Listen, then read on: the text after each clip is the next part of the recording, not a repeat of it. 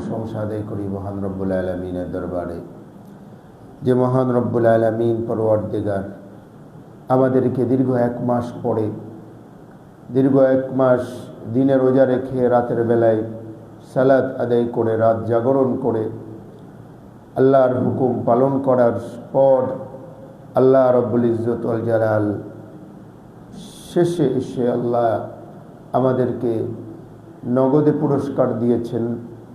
সেটা হলো ঈদুল ফিতর বা ঈদ। আর আমাদের জন্য আরেকটা পুরস্কার তিনি রেখে দিয়েছেন, সেটা হলো জান্নাত ইনশাআল্লাহ। আল্লাহ নবী সাল্লাল্লাহু আলাইহি ওয়াসাল্লাম বলেছেন, লিসাইমি ফারহাতান, ফারহাতুন ইনদা ফিতরিহি ওয়া ফারহাতুন ইনদা লিকাই রাব্বিহি।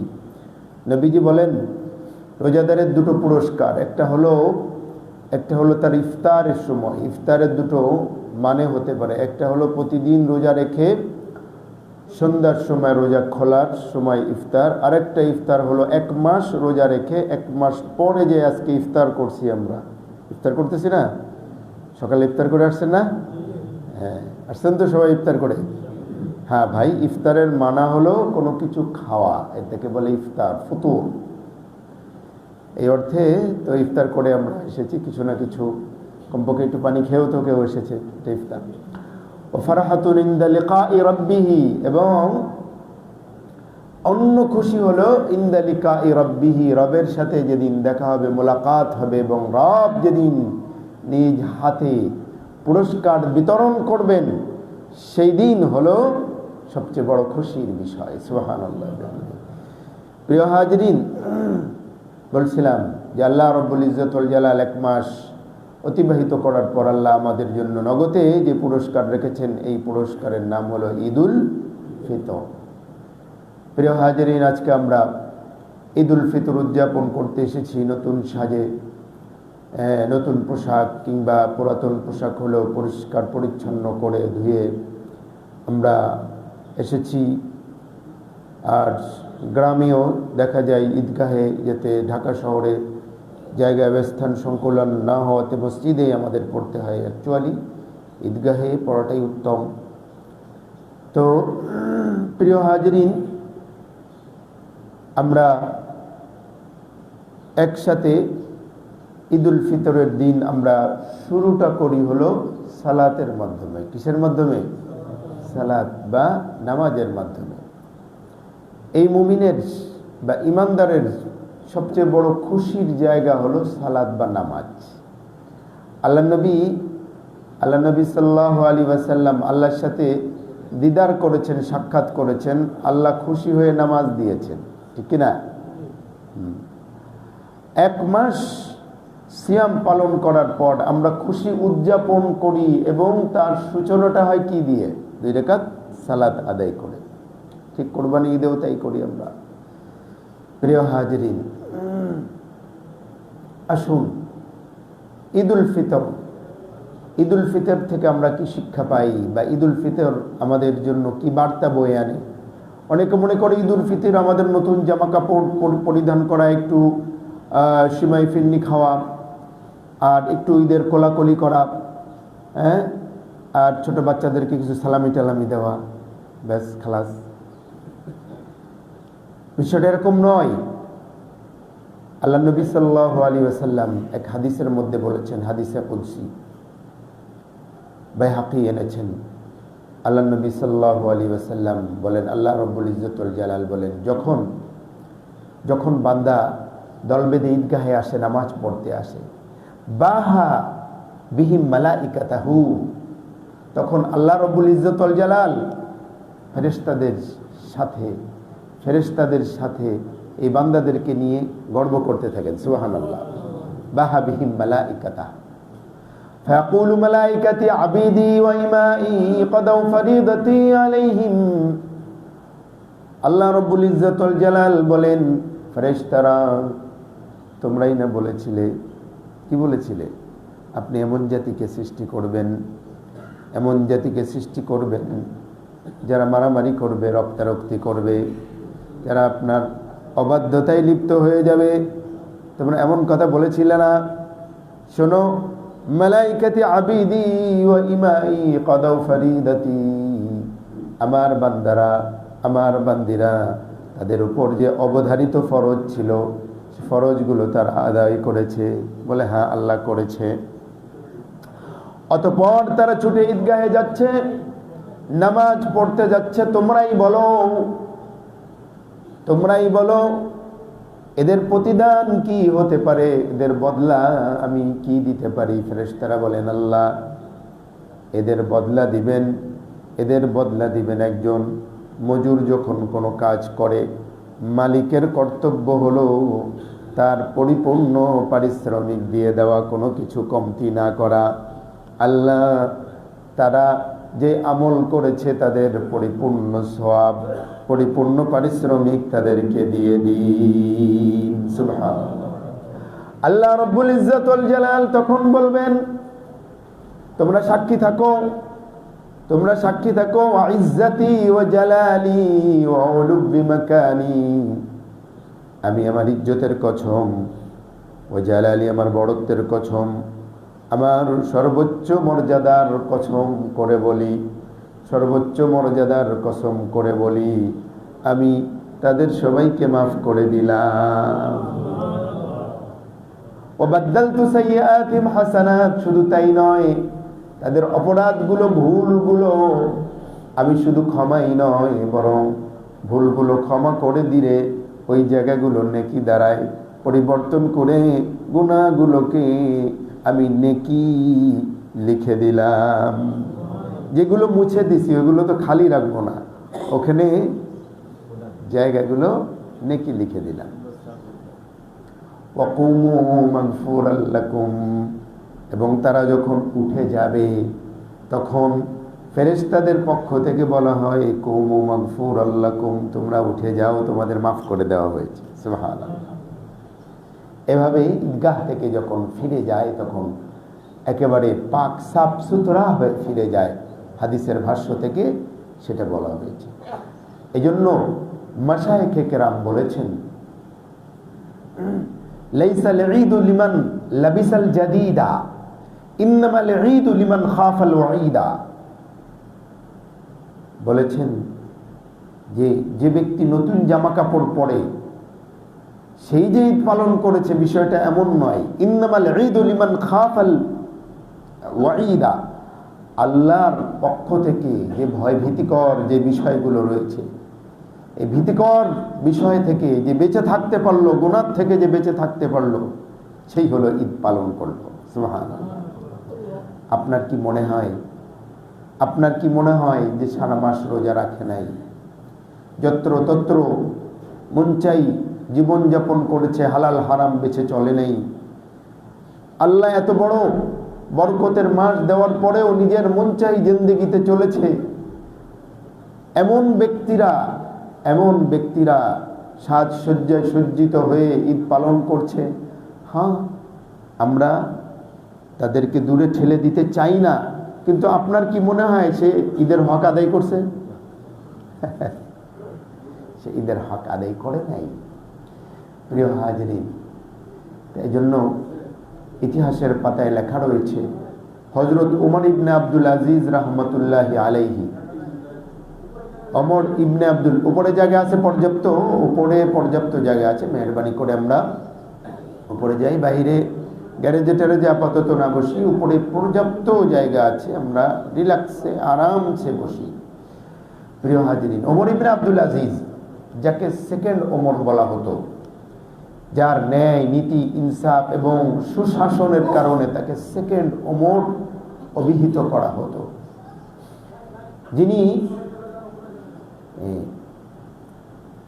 যিনি খলিফার মসনদে বসার পরে, এর আগেও তিনি ছিলেন, অর্থাৎ গভর্নর ছিলেন, রাষ্ট্রীয় যত সুযোগ সুবিধা তিনি ভোগ করতেন, উনি ওনার পরিবার সকল সুযোগ সুবিধা কি করে দিলেন?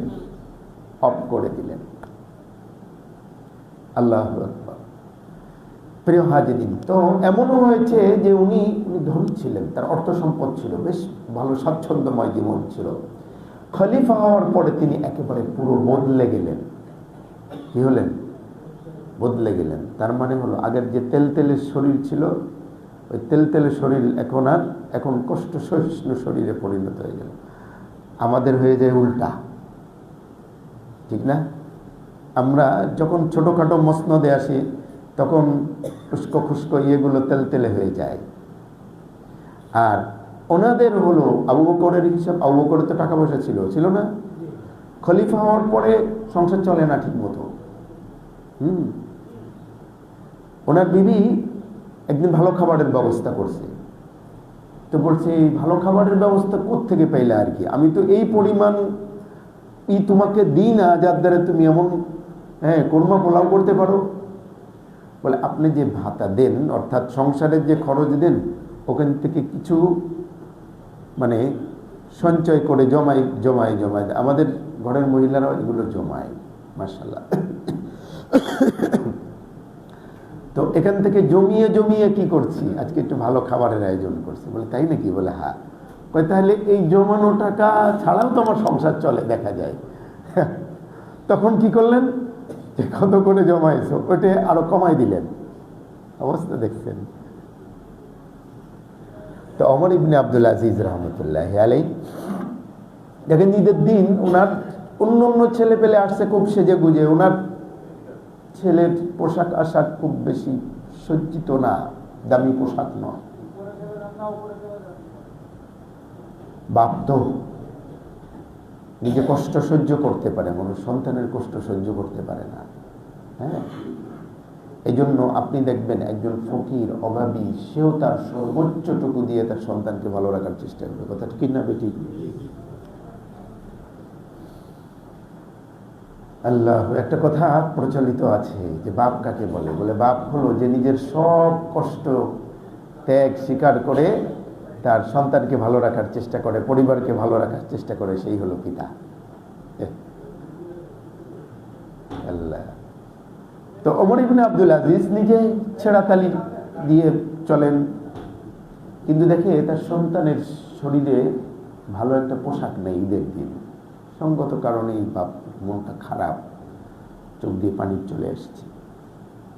ছেলে আবার এ বিষয়টা লক্ষ্য করছে। ছেলে মানে হলো খুব বেশি এই যে আমাদের এই যে মোহাম্মদের মতো বয়স। তো বাপ ছেলে দেখছে যে বাপের চোখের কোণায় পানি, বলছে আব্বা আপনি কষ্ট পাইছেন, আপনার খারাপ লাগছে? তো বাপ বলছে হ্যাঁ একটু খারাপ লাগছে, অন্য বাচ্চাদের বেশ জৌলসপূর্ণ পোশাক আদি তোমার শরীরে আমি একটা ভালো পোশাক দিতে পারিনি, তো আপনি এই জন্য কষ্ট পাচ্ছেন কেন?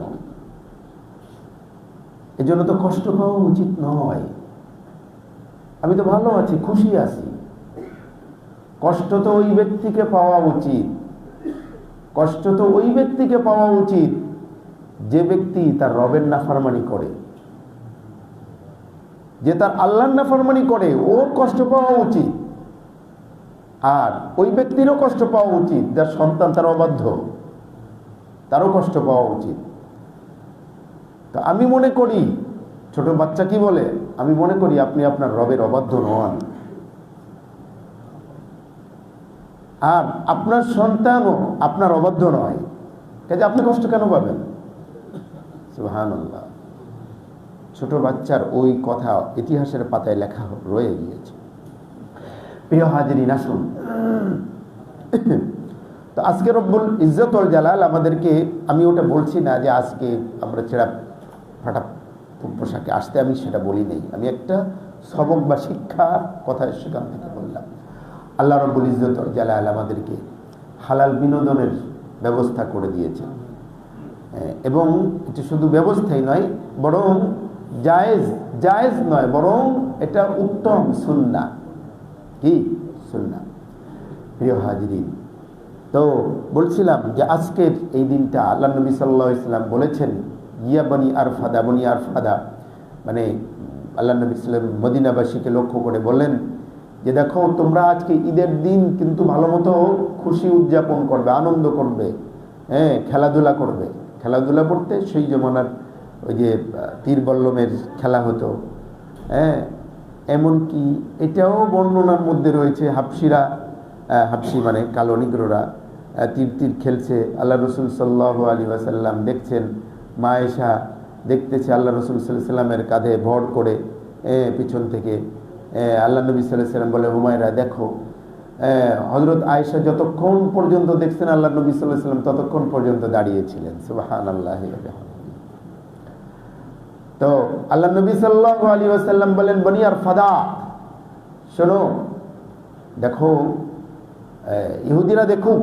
ইহুদিরা দেখুক যে আমাদের দিনের মধ্যে প্রশস্ততা আছে, আমাদের দিন কোনো সংকীর্ণতা নেই, আমাদের দিনের মধ্যে আল্লাহ রাব্বুল ইজ্জত ওয়াল জালাল হাসি খুশি আনন্দের ব্যবস্থা করে দিয়েছেন। একটা বিয়ের অনুষ্ঠান, বিয়ে চলছে, কিছু ছোট ছোট বাচ্চারা গাইতেছে, একটু সঙ্গীত গাইতেছে, হ্যাঁ, তো আবু বকর সিদ্দিক আসছেন, এসে একটু হালকা ধমক লাগাইছেন, আল্লাহ নবী সাল্লাল্লাহু আলাইহি ওয়াসাল্লাম কিছু বলেন না, অর্থাৎ মৌন অনুমোদন দিয়েছেন। তো আল্লাহ নবী সাল্লাল্লাহু আলাইহি ওয়াসাল্লাম বলেন, বাচ্চারা একটু গাইতেছে, গাক না, সমস্যা কি? একটু হাসি খুশি আনন্দ ফুর্তি করতে কোনো সমস্যা নেই, তবে শরীয়তের এরিয়া যেন ক্রস না করে, ইসলামের এরিয়া যেন ক্রস না করে।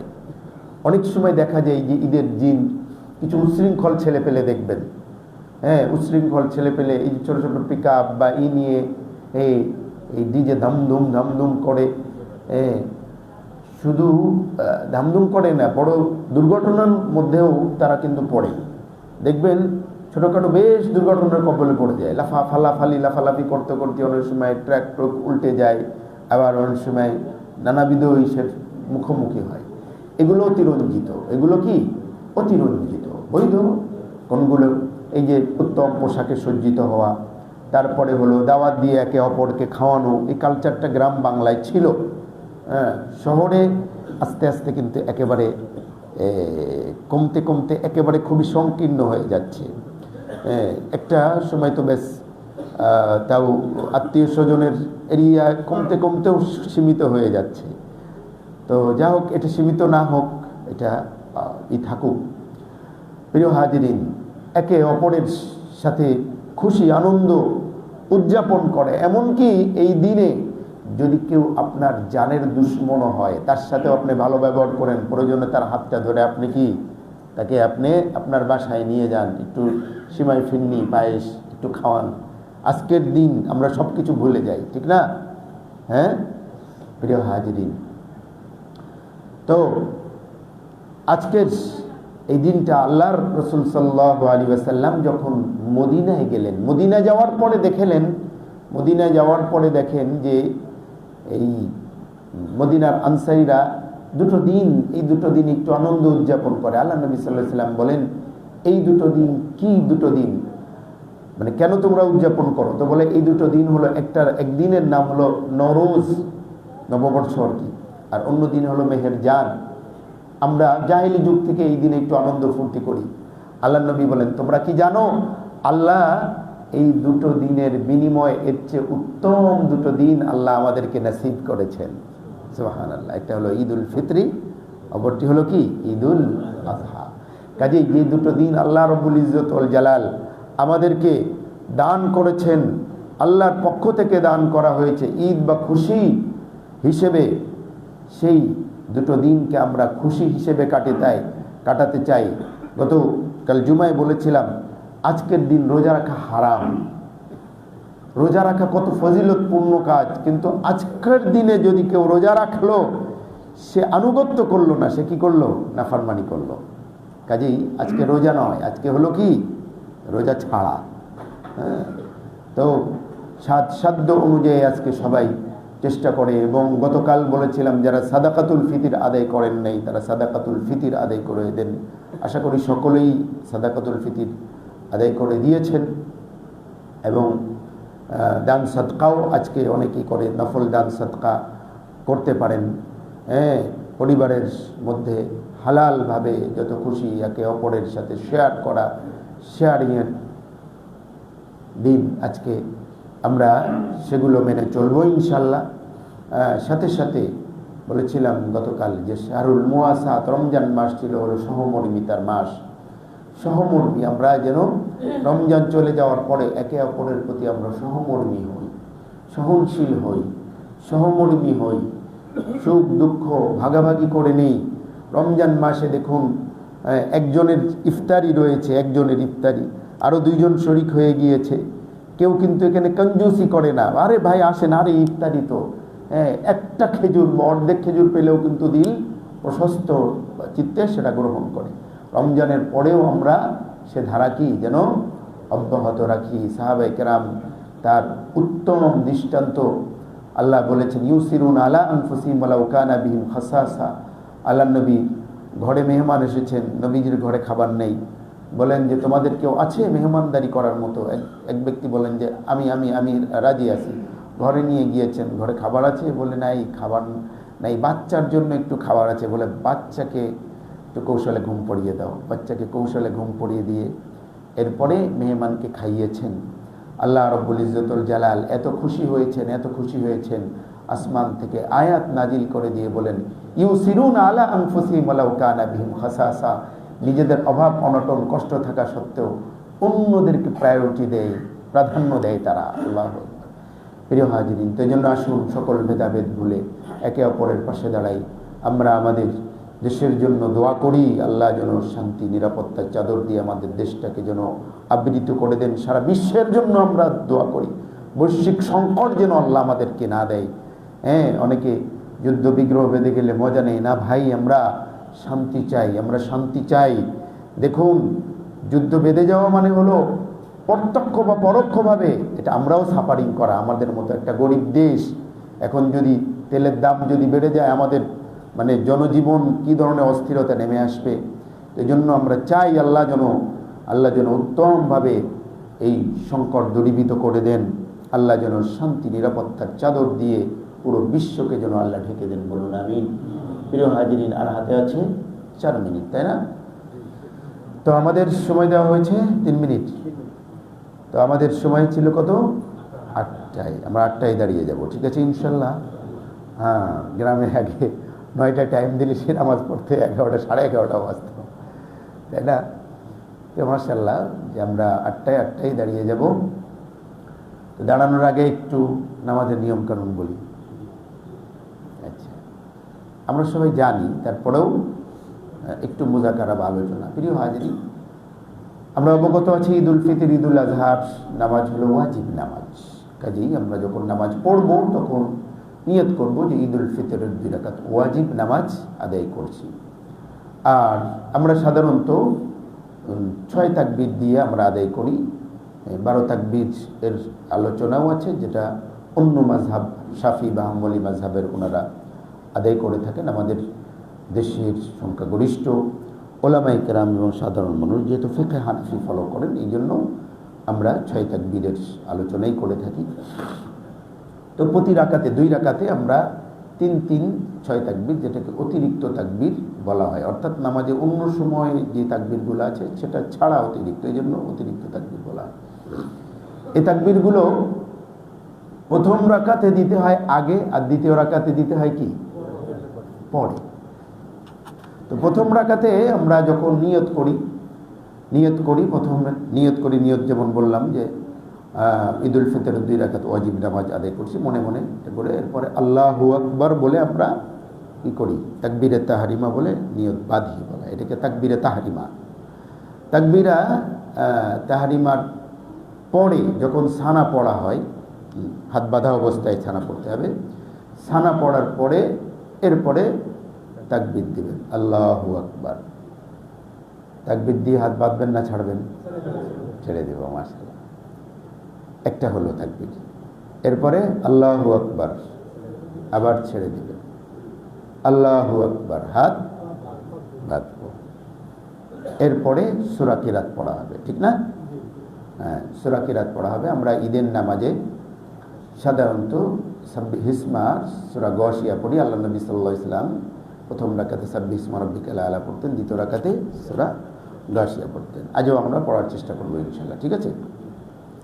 সূরা কিরাত শেষ হয়ে গেলে নিয়মতান্ত্রিকভাবে রুকু সিজদা করে কি এরপরে দ্বিতীয় রাকাতের জন্য আমরা যখন উঠি, ওঠার পরে এরপরে আপনার সূরা কিরাত শেষ করে ফেলব। সূরা কিরাত শেষ করার পরে রুকুতে যাওয়ার আগে আমরা অতিরিক্ত তাকবীরগুলো বলবো। আল্লাহু আকবার, হাত ছেড়ে দেব, আল্লাহু আকবার, হাত ছেড়ে দেব, তৃতীয়বার আল্লাহু আকবার বলে হাত ছেড়ে দিব, চতুর্থবার ওই অবস্থায় আল্লাহু আকবার বলে রুকুতে চলে যাব। তারপরে এরপরে কি শেষ। এরপরে আরেকটা কাজ আছে, হ্যাঁ, খুতবা। খুতবাটা আমরা পড়ে দিই, খুতবা শুনে যেতে হবে। কিন্তু অনেকেই সালাম ফিরানোর সাথে সাথেই সুর করে চলে যায়। ভাই আল্লাহ আঞ্চলিক ভাষা ব্যবহার করে, অনেকেই এটা করি, এটা করব না, ঠিক আছে, এত সময় থাকলাম যখন, আর 5 মিনিটে কি সমস্যা হচ্ছে? ভাই নামাজ খুতবা এটার কারণেই তো আজকে আমার খুশি বা আনন্দ, তো কেটে আমরা ছেড়ে দেবো, ঠিক আছে, সময় হয়ে গিয়েছে, দাঁড়াই যাই।